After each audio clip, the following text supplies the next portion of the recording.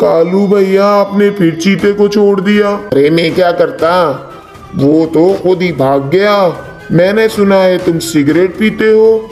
नहीं नहीं कालू भैया, किसने बताया? मुझे सब बता दिया गया है।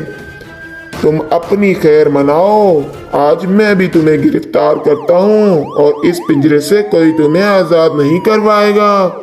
सिगरेट पीना सेहत के लिए सही नहीं। तुमने बहुत ड्रामेबाजियां कर ली।